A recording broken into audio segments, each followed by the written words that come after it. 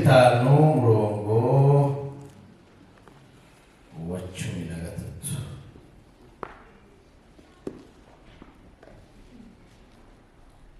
Ndifuza ko umuntu yasomera.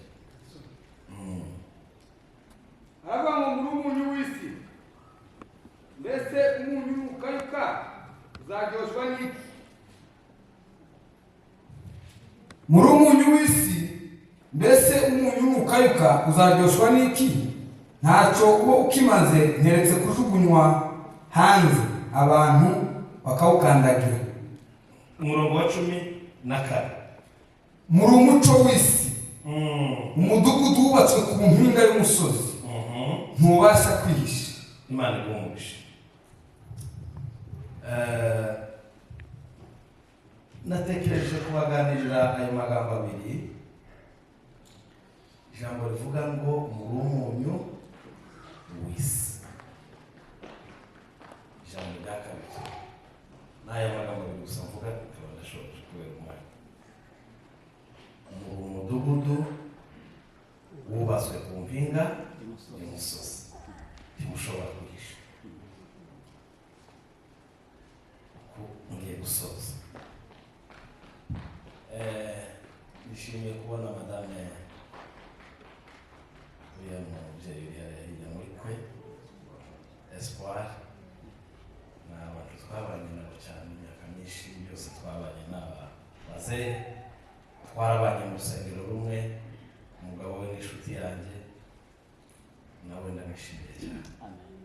Imana yuje umubiri w'umugisha. Muri umunyu w'isi. Cya kabiri, muri umudugudu wubatswe ku mpinga y'umusozi. Umudugudu ni ikintu kinini, niyo mpamvu Bibiliya yavuze ngo tushobora kwihisha.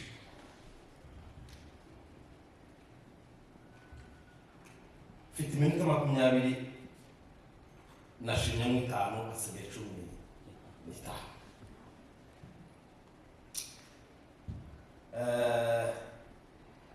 Bagiye guteguramo muri tuzasenga, no mu kanya turasenga mu gitabo cya Veye,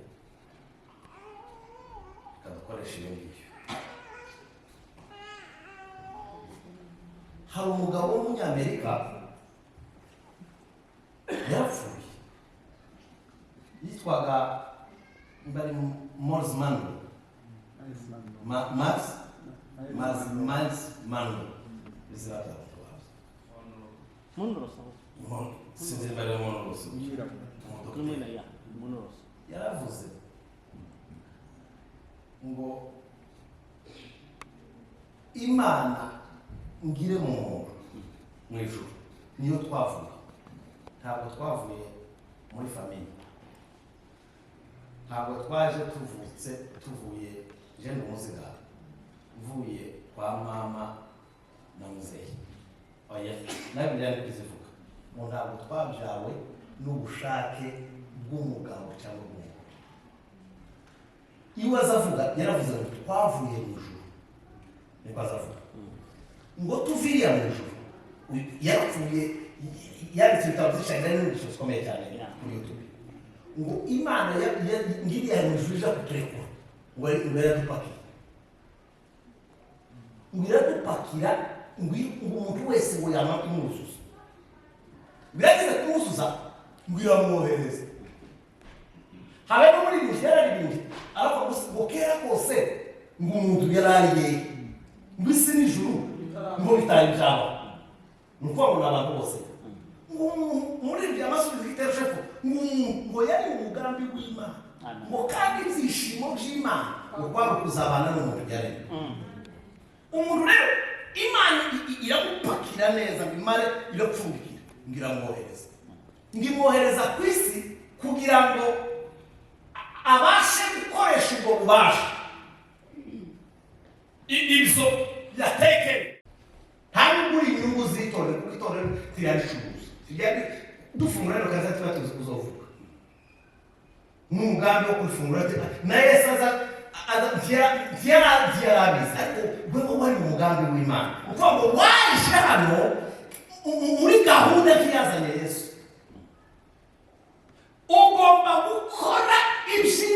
yakuremeye. Kuko Imana ntabwo wabayeho kubw'impanuka, uri muri porogaramu y'Imana. Amen.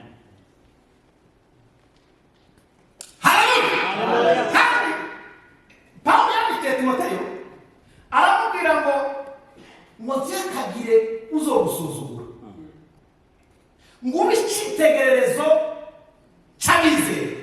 Yamubwira ngo muco uvuga ngo no mu ngeso zawe.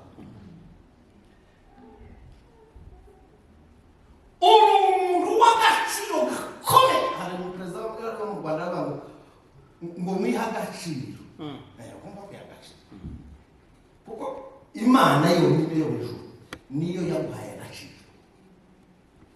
Uzi ukuntu Imana yaguhaye agaciro? Bibiliya zivuga ngo Imana ngo yemeye ngo ko turemwe ngo mu shusho yayo, mu shusho yayo,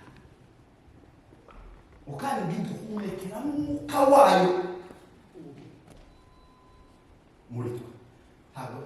Ntabwo tumeze nk'inka, ntabwo tumeze nk'ibipfu, ntabwo tumeze nk'indogobe, ntabwo tumeze nk'ipfundo, ntabwo tumeze nk'inkoko. Nta kindi kintu cyitwa umuntu. Ntabwo uri umuntu, kandi icyo bita umuntu ni igisobanuro cy'uko uri hejuru y'ibintu byose. Umuntu ni umutegetsi. Nta kintu na kimwe cyitwa umutegetsi.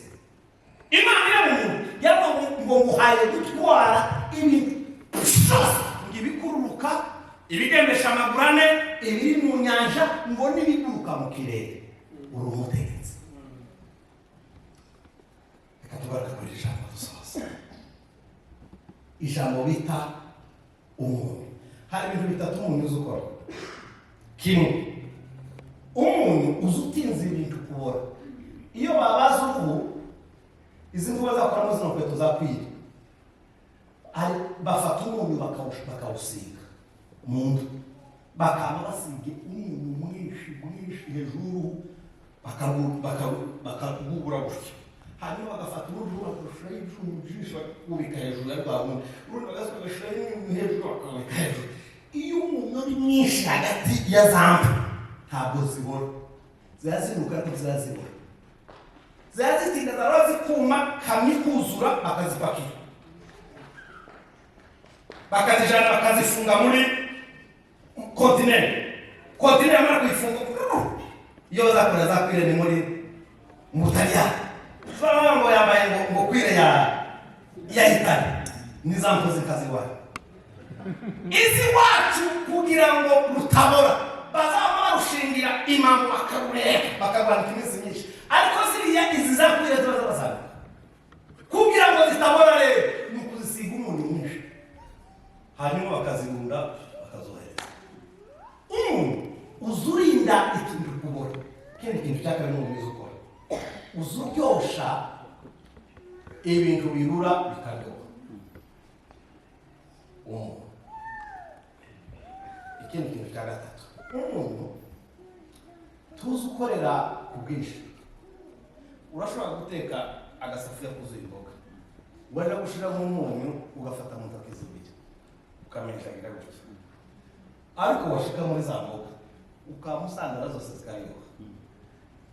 Ntabwo ukorera ku bwinshi muri kantite, muri ese ni kantite ni gatuzi.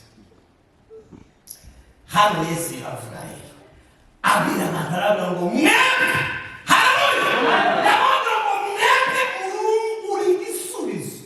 Amena. Uri umuti, wewe ni dawa, uri umuti ukiza kubora, uri umuti, wowe uri umuti. Kubera kutabizi rero uza wigira nk'urupfu. Iyo umuntu gataba umuti aba ari indwara, aba ari ikindi kintu. Tubizi kuri umuti uri igisubizo. Abasore bazaba ngo wewe solution, uri igisubizo, wewe solution, uri igisubizo bisho, uri igisubizo uri igisubizo. Abantu bavuga ngo wewe igisubizo babaye ibibazo, babaye ingora, babaye intambara,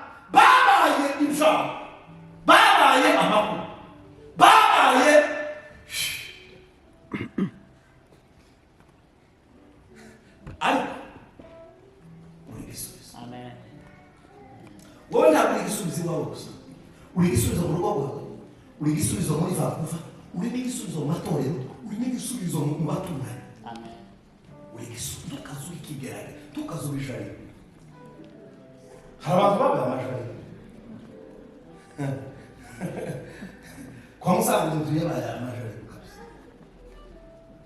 kandi murabizi ijari uko rikuru.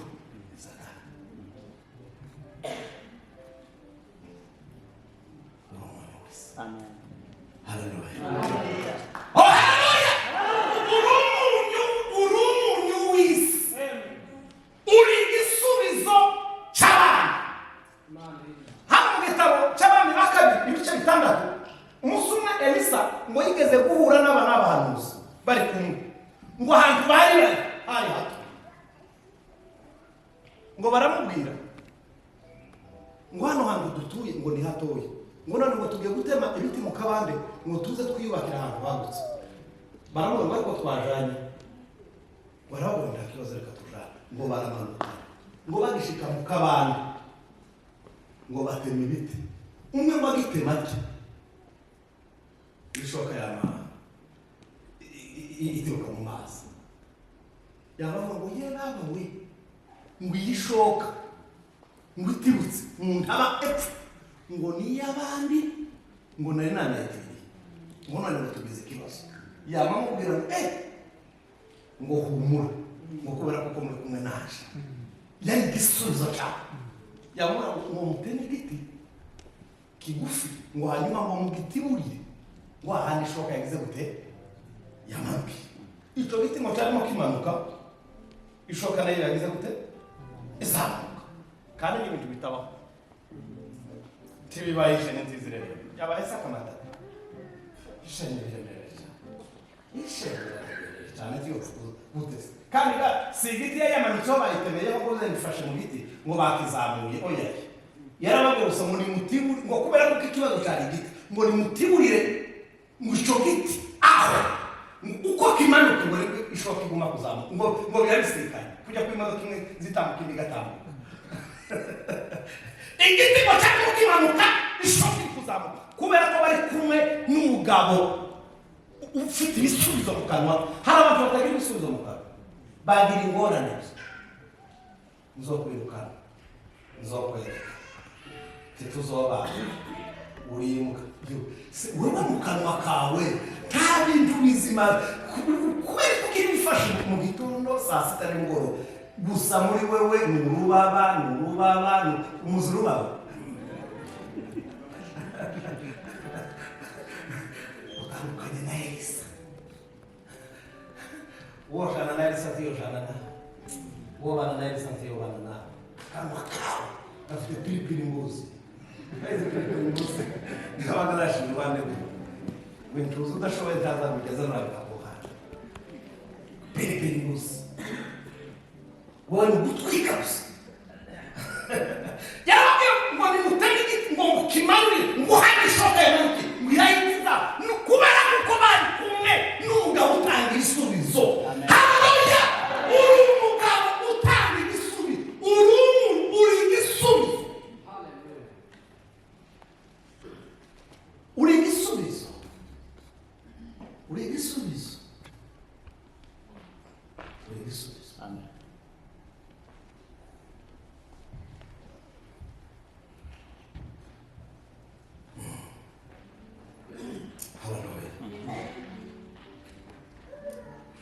Abakolosayi ibice by'umurongo wa 6, Abakolosayi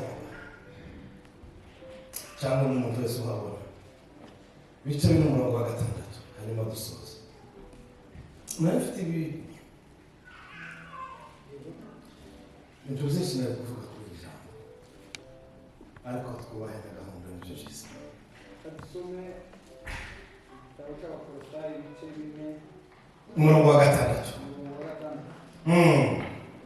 Aravuga ngo ijambo ryanyu rifatanye iteka n'ubuntu bw'Imana. Ijambo ry'abakirisitu, ijambo ry'abizera ngo rifatanye iteka n'ubuntu bw'Imana, risize umunyu. Si cyo gusa, kugira ngo rigomba kuza risize umunyu.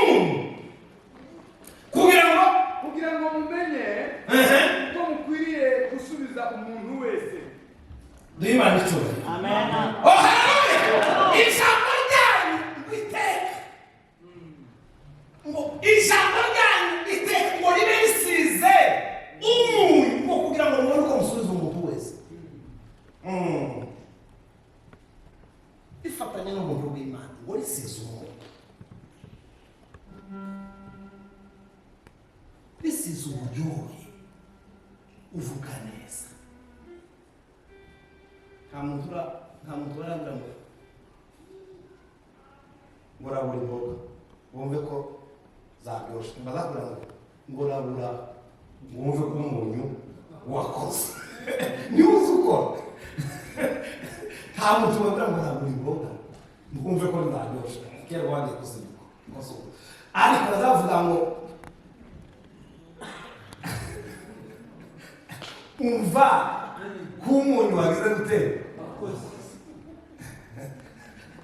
Nicyo ntidukeneye ikindi kintu, dukeneye ko tumenya ko umunyu wakoze. Turashaka kumenya ko neza imboga zitakiwe, kuko imboga zose zirarura uhereye ku nyama nizo zazirura, aho kurya inyama zidafite umunyu ubona isogo zidafite umunyu. Umuntu bazapfa gushyiramo mu isogo nziza, ubundi isogo neza zaziryoha hadashizemo umunyu. Imboga zibishe kurya gusa ku isi ni inyama. Ikiza gituma tuzishobora kuriya tutari imbogo, tutari intare nako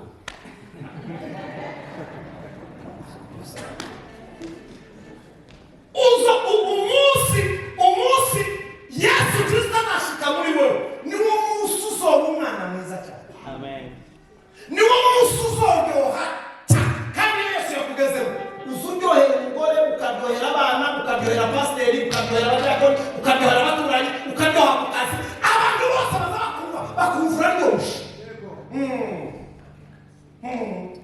Ariko iyo umuntu utari muri wowe urumuraza umubirizi ukaragata ntabwo uzi ukaragata bagana umuntu wagize ikibazo cy'inzoka ukaragata.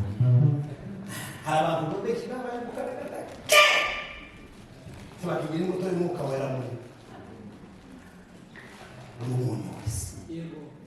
Haleluya.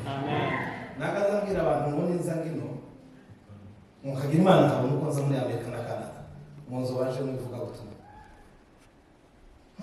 Nashitse hano kumva mfite kirari gifaranga uko se uko waje mwivuga butumwa uko wagera kirari gifaranga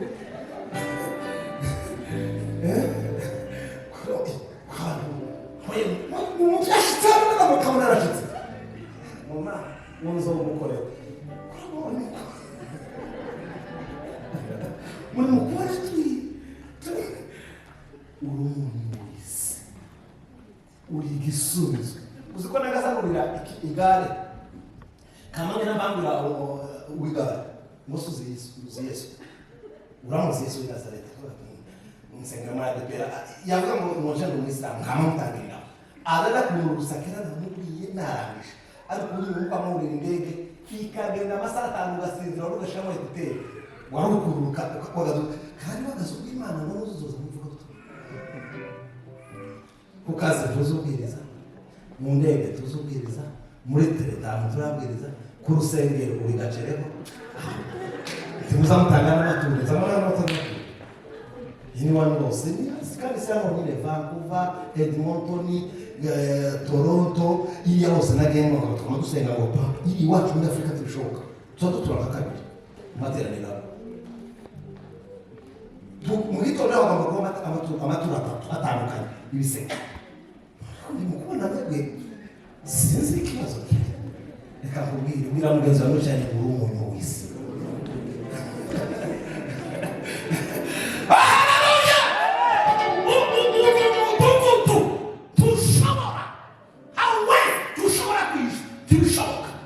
Ufite imbuto ya sogokuru na so Pawulo yandika ikivuga ngo nk'uko kurimo ngo wabanje kuba muri nyogokuru Onike no muri nyoko Loise uwo mwuka ngo nawe ni ukuri kandi ufite imyuka ya karara tidushobora kwihisha. Mugende mube igisubizo cy'ikibazo dufite. Ikibazo dufite si cy'amafaranga, ikibazo dufite si cy'intambara, dufite ikibazo cy'ubutumwa bwiza. Pasiteri yabivuze intambara tuba tubona ziba muri Kongo ntabwo ari izo kudukura ku butaka, nta muntu wo gukura ku butaka. n'itorero yari higo gusa umutari kwa mbere tukabareba mu bageni mu bakobwa bose gutya bari bakaza bakamabura rero tukamabona igihungu cyita ngo yone hose n'amashigo n'ubwabo kabaze muri hose tumva ko itorero rifite problème kaza kageze ngora nicyo cyateye kongo tiragate ho guhateruka ntabwo umugabo wigeze kuvuga sinzi abantu babanye na ruguru ariko ngo barakubitanye ngo barabantu bapfuka neza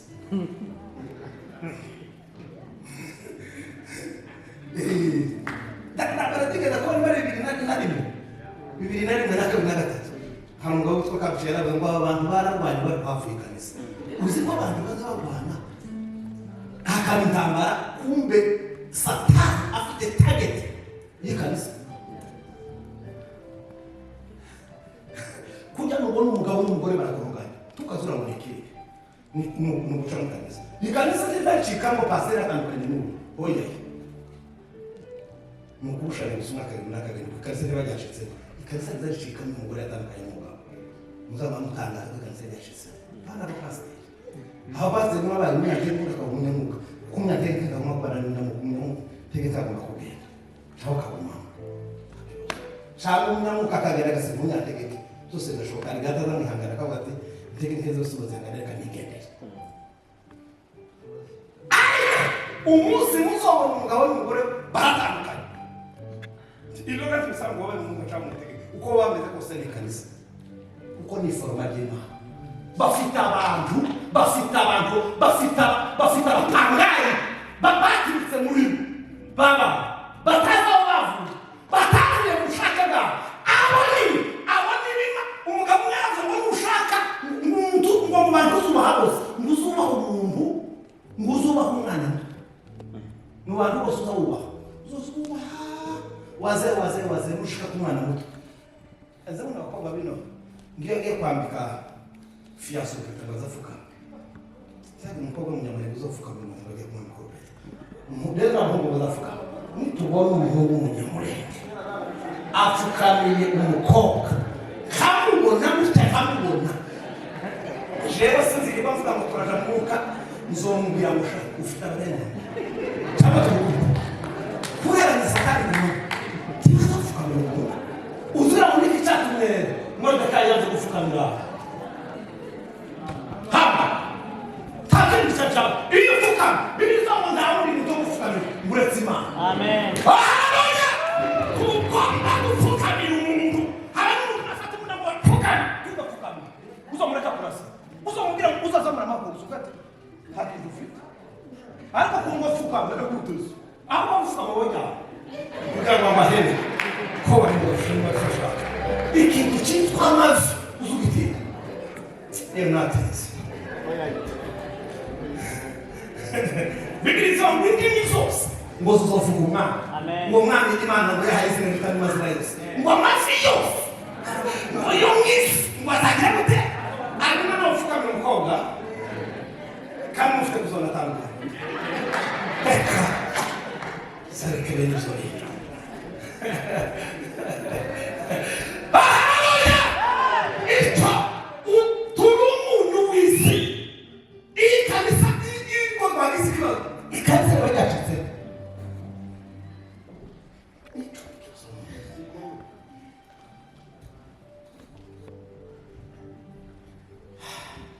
reka dusozereze muri Yobu 6 umurongo wa 6 n'umurongo umwe gusa urimo kwesheni make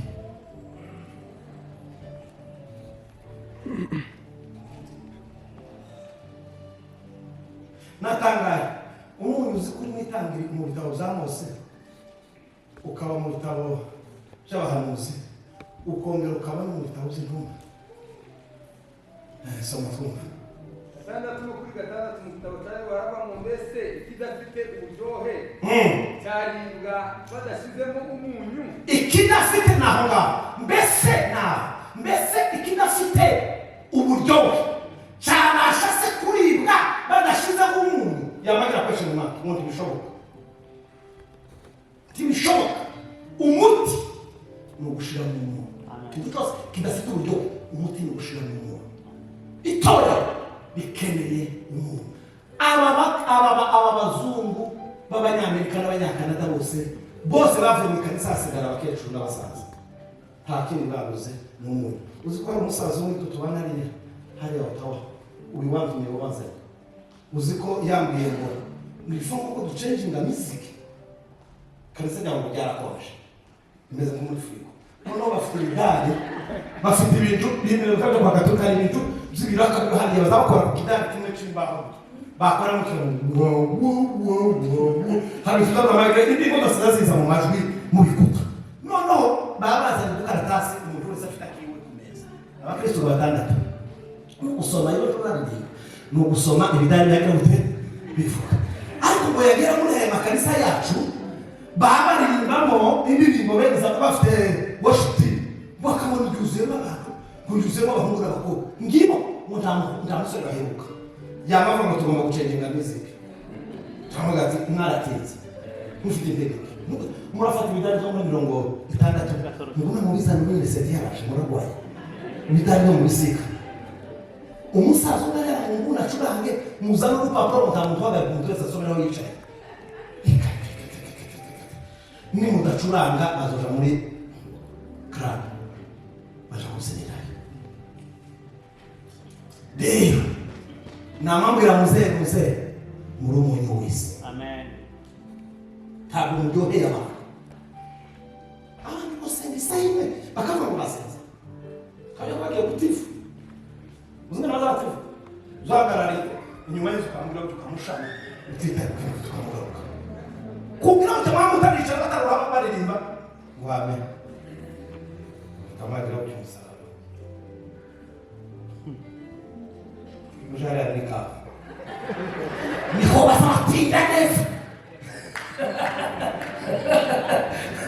Sare tukabira muri wacu nari y'abasaza. N'abantu batazabahinga. Hano ni abakozi b'Imana batuzuye umwuka n'iramo. Koga. Niko zabo. Abantu bose azana bikoza mu kanisa n'ibiti. Ibi ni bitayose. Nika. Tuzigisha. Mukaba kwatinda muri karaga sare mugatinda. Yewe narondoboye. Haleluya. Soma Abalewi ibice 13. Ndashoje. Abalewi ibice 13. Ariko yemera muri umuntu wese. Amen. Abalewi 2:13. Aravuga ngo ituro ry'ifu ryose ujye urishyiramo umunyu. Aha. Ntukemere ko ituro ry'ifu utura umunyu. Kibishoboka hari abantu uzusanga bafite ibibazo n'abantu. Afite ibibazo n'umuntu. Yakoroganye n'abantu. Afite amanyanga y'abagore n'abakobwa zayiruka. Ariko agatura bito. Bibiri zivuga gute? Izivuga ngo umuntu ngo naje gutura bito. Ngo akirukako. Ngo ari umuntu bafite ico bafa. Ngo azabanze y'amafata amafaranga y'abasubiza mu mufuka. Ngo yama anyongera. Hajya yice. Kandi abazungu batagira uburyarya. Yamashira ngo mwegera mu bira timbaje. Narigize gahunda yo gutura ariko nigutse ko ikiza kibanziriza ituro ari umuntu baje namara kubabarira mubwira tutunga iryo turo ryawe izaba turya mugore. Yesu yabonye ngo watanze ituro ridasanzwe. Bibiliya yavuze mu gitabo cy'Abalewi ngo ituro ryose ngo riherekereshwe iki umuvumo. Bene data nshuti bavandimwe, imirimo mwene data yavuze ijana no gukiranuka, ijana no kwizera, ijana n'uburyo bwo muri Kristo Yesu. Imana izaduhumisha muri bike twakoze ariko tubikoranye wa Kristo no gukiranuka. Imana bambaye umugisha murakoze cyane.